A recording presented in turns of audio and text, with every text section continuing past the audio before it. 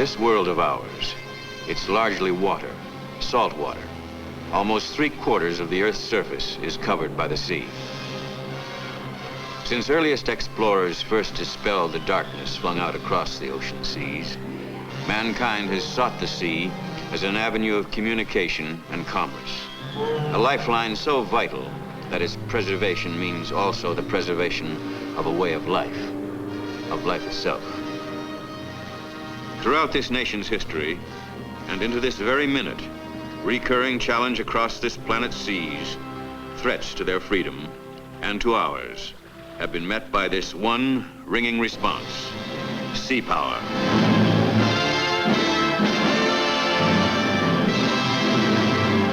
This is the United States Navy.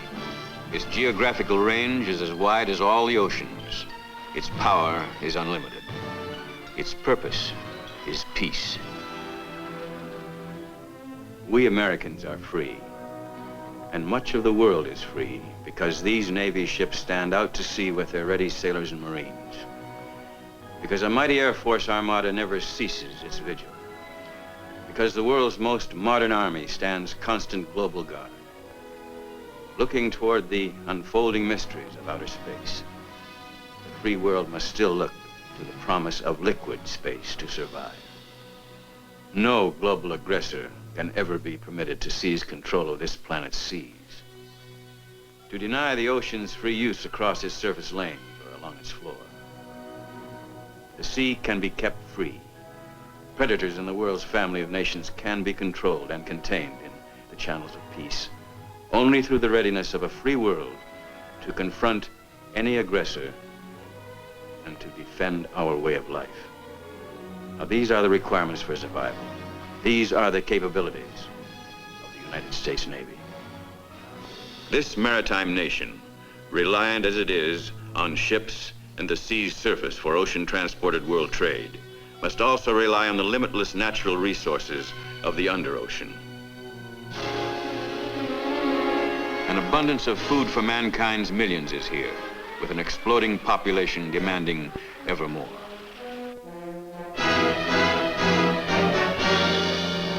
Vast stores of oil are being tapped beneath the ocean floor, with wells and pumping stations set far out to sea. And many miles from shore, sulfur is pumped from underseas deposits. And today, the sea yields up its greatest treasure, fresh water for the land. Exploring the uncharted wilderness of the underseas, noted scientist Jacques Piccard and Lieutenant Don Walsh, U.S. Navy, in the Bathyscaphe Trieste, descended to the forbidding deeps of the Mariana Trench, 35,800 feet beneath the Pacific. And this, the amazing flip ship, tilting vertically down into the sea to solve underseas mysteries through the science of oceanography.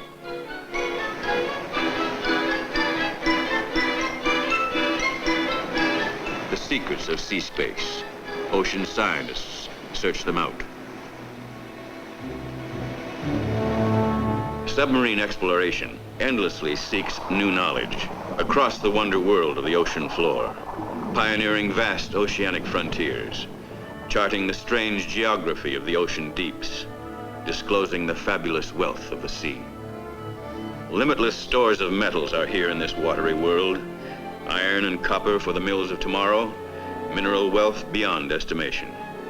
And the future of mankind may be here, as the bountiful promise of the underseas transcends even the vital value of the ocean's surface. The ocean, with its mysteries and its wonders, like this underseas river of sand.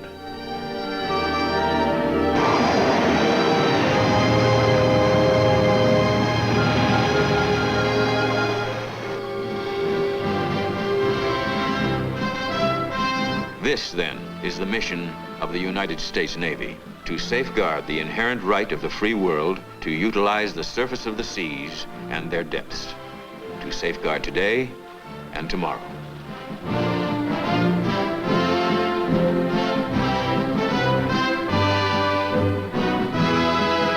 Today, beyond ships and planes and weapons and hardware, the strength that binds together this mighty Navy Marine Corps team is the dedication and professional competence of its officers and men, standing watch in all the far corners of the world, assuming citizenship responsibilities in the communities where they're stationed, in the cities where they live. With traditions that find their origins in the legends of iron men and wooden ships, in old Ironsides and the great sea battles of John Paul Jones, the Navy's history sweeps across the distant past.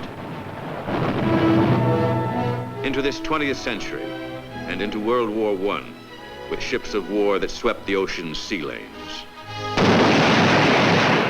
Then, World War II, and a mighty modern Navy found full power as it joined in fighting the free world's battles on the high seas. And high in the skies, vast fleets of naval warplanes turned to blast enemy ships and installations. Now, the Navy looks to an immediate future that may include ocean-going hydrofoil seacraft, moving swift and free across the surface of the sea. Beyond tomorrow, past drawing board fantasy that may become actual practical reality tomorrow, Marines of the future may go ashore on a cushion of air with amphibious landing craft gliding over the sea and above the beach. The future's swift advancement may be reflected too in tomorrow's explorations beneath the sea, as submarine magnometers sense and seek out mineral and petroleum deposits. While men in space, in aquaspace, live and work here on the ocean floor as they explore and develop the vast resources of this newest scientific frontier. Navigated by command signals delivered by an orbiting satellite, plastic cargo vessels are towed by a pilotless tug. In any future time of national emergency, defense commands are flashed across the world by satellite without danger of interruption or interception. And guided missiles are launched from underseas platforms by satellite signal to streak toward their targets. Catamaran carriers harbor submarines that have capability of launching aircraft from beneath the ocean surface. Aboard this submarine of the future, detection devices relay the target image of an unidentified underseas craft. And in a time of tomorrow, the Marines land in the medium of tomorrow, arriving by rocket in a matter of minutes at any trouble point in all the world.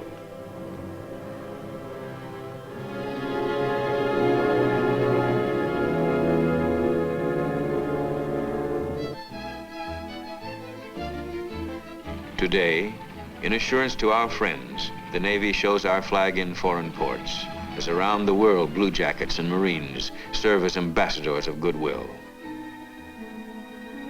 The Navy's ships also stand ready to answer humanitarian calls of distress, to speed to any disaster scene in relief and rescue. Wherever a calamity strikes, the Navy is there. Today, the Navy meets tomorrow's challenge. The power of Vesuvius and Niagara combined. It's here in this great all-purpose nuclear-powered attack carrier with its arsenal of conventional and atomic weapons. This is the Enterprise, a mighty citadel at sea, a self-sufficient city on the high seas. 100 sea-based bombers and fighters can be accommodated on this mobile airfield's 4.5 acres of flight deck, with catapults capable of launching 4 planes a minute, as the Navy's high-performance aircraft range across the skies, ready to sweep the skies, providing a sky-tall aerial wall of power before any enemy. Now, returning warplanes are swiftly recovered aboard this powerful and flexible naval fortress.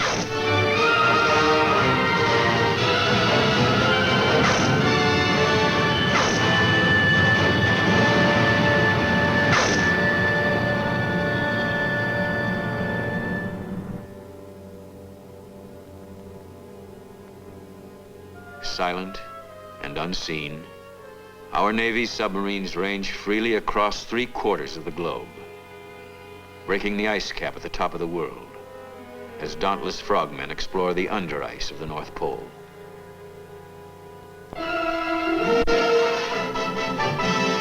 With one submarine packing greater firepower than all the explosives that shook the Earth during World War II, these long-range nuclear-powered submarines go armed with the awesome persuasion for peace called Polaris.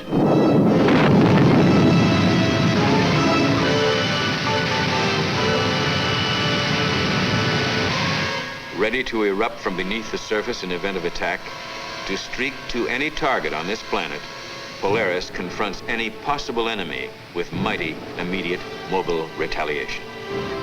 While coordinated ocean-ranging air-sea teams seek out and neutralize enemy submarines through the effectiveness of carrier-based aircraft and helicopters, shore-based patrol planes, destroyers, and hunter-killer submarines.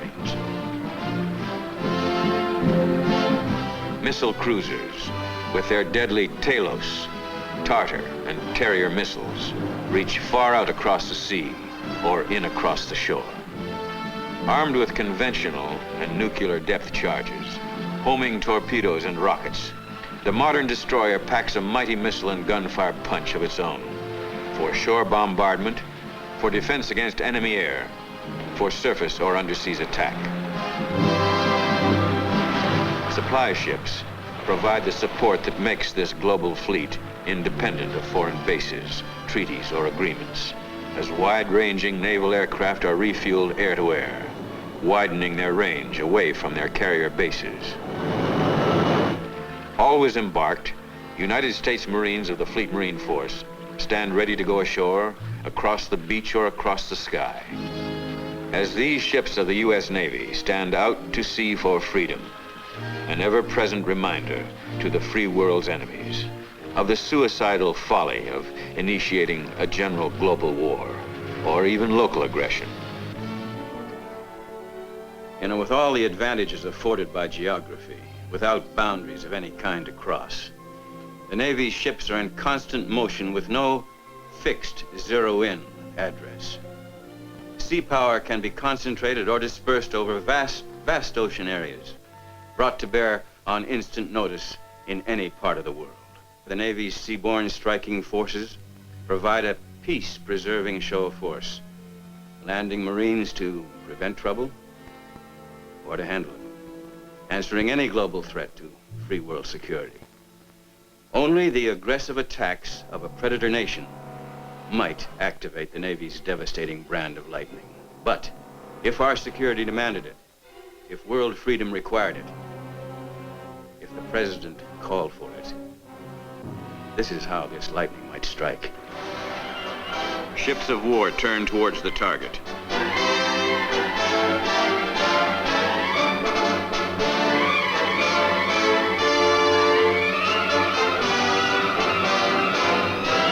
Battle stations are manned as general quarters is sounded.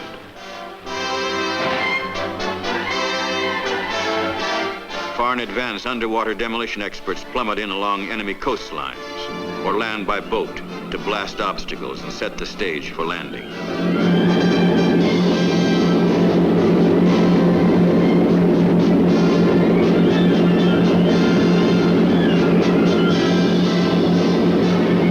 Photoplanes are launched for aerial reconnaissance, a photographic look at the land.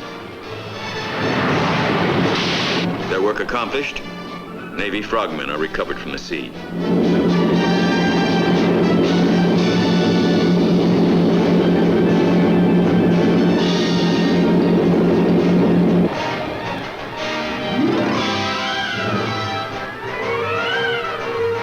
Carrier aircraft are launched far at sea with their mission to strike enemy targets deep inland, to disrupt ground communications, to disperse enemy concentrations.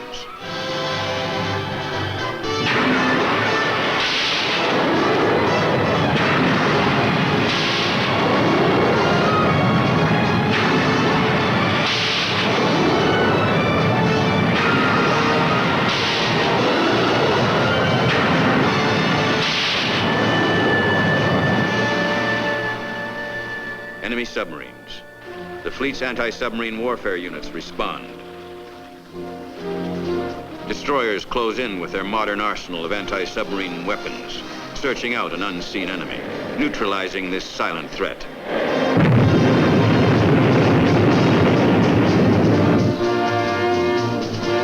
Deadly ASROC missiles streak toward their target.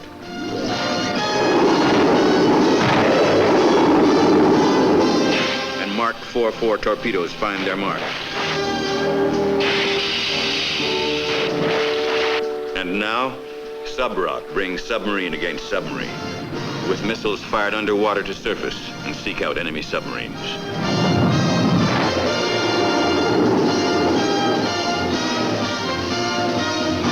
Anti-submarine aircraft are launched, hunting down underseas killer craft with radar guiding the search as sonar listening devices chart their course.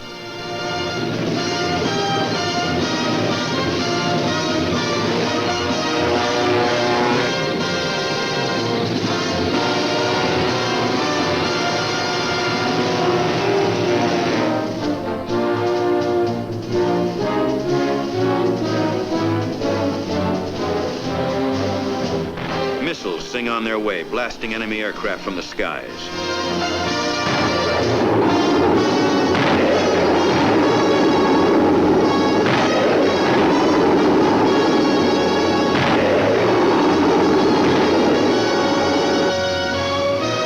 Bombardment begins as the great rifles of the Navy's ships begin to talk, projecting sea power far beyond the horizon and deep within the land.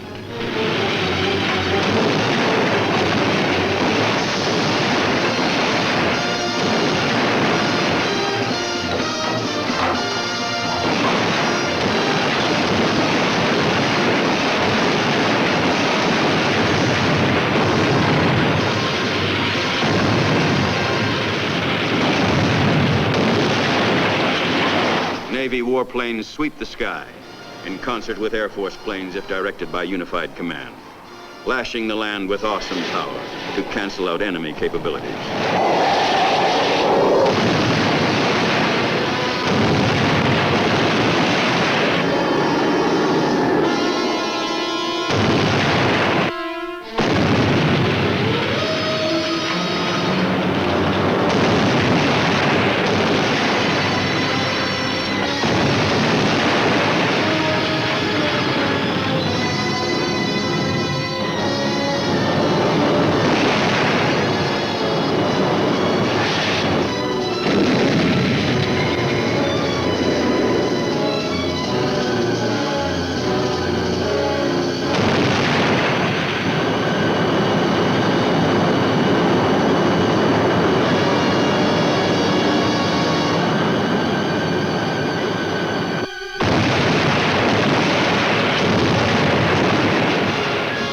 Time for the Marines. Time to take the ground and hold it. As Marines move to flight deck, loading aboard helicopters.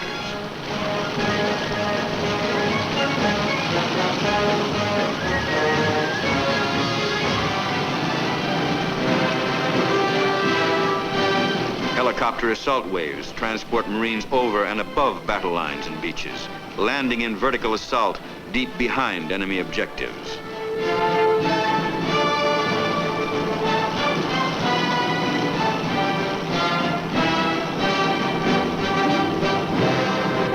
Now the command, land the landing force, as Marines go ashore in traditional manner. With amphibious assault waves storming in across the beach.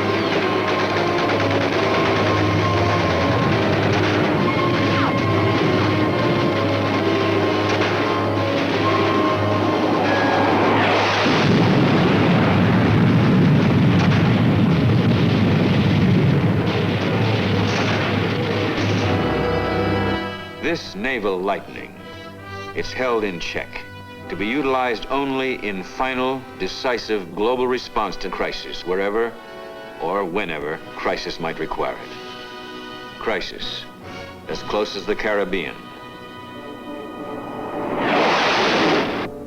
as near as Cuba.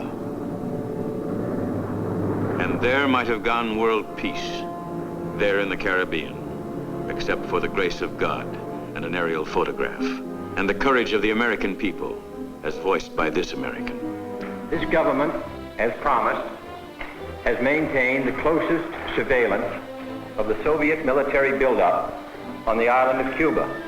Within the past week, unmistakable evidence has established the fact that a series of offensive missile sites is now in preparation on that imprisoned island. The purpose of these bases can be none other than to provide a nuclear strike capability against the Western Hemisphere.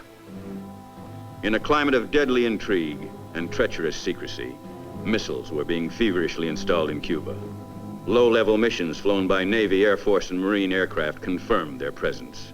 But the free world rallied to the president's words. Neither the United States of America nor the world community of nations can tolerate deliberate deception and offensive threats on the part of any nation, large or small. Soviet ships carrying military personnel and equipment were speeding towards Cuba.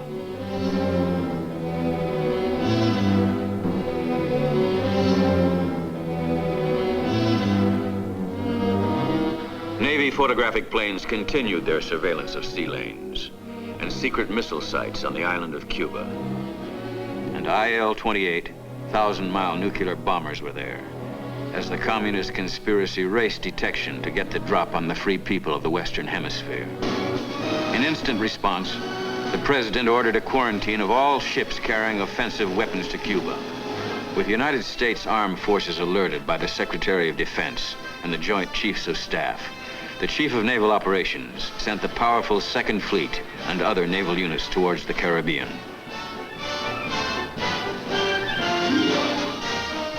Airlifted from California and North Carolina, Marine powers sped to the naval base of Guantanamo as a Marine Expeditionary Brigade loaded aboard surface craft in California.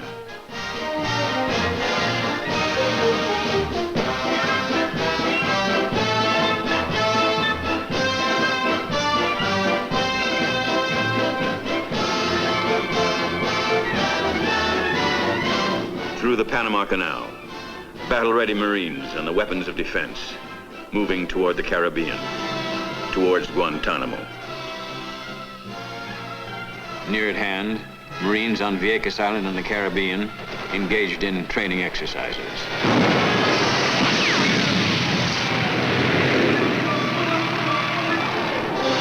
As an inter-American combined fleet brought warships from Argentina, Venezuela, and the Dominican Republic, the Organization of American States joined in the requirement that offensive weapons must be withdrawn from Cuba. Stop the influx of nuclear weapons. And the Navy did that, establishing a sea-wide quarantine. As the first suspected ship was stopped and boarded, Air Force planes and power from all commands stood ready on full-scale combat alert.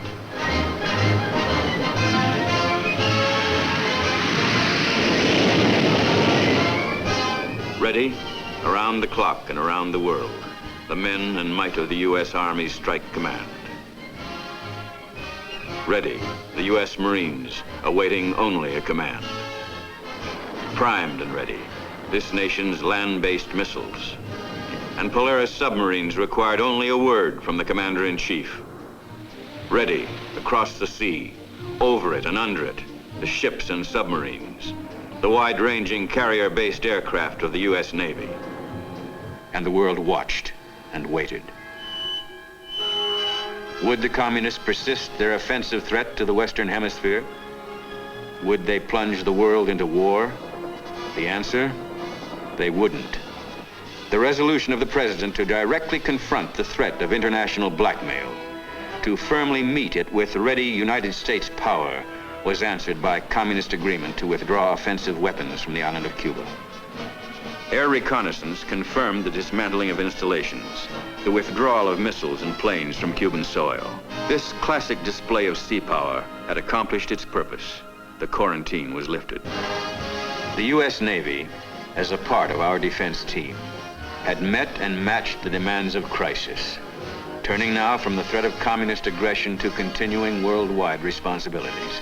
But ready. In time of peace, ready to keep the peace. Standing alert guard against global threat. This free nation's first line of defense, sea power.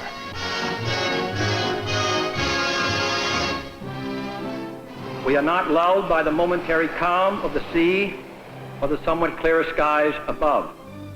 We know the turbulence that lies below and the storms that are beyond the horizon this year.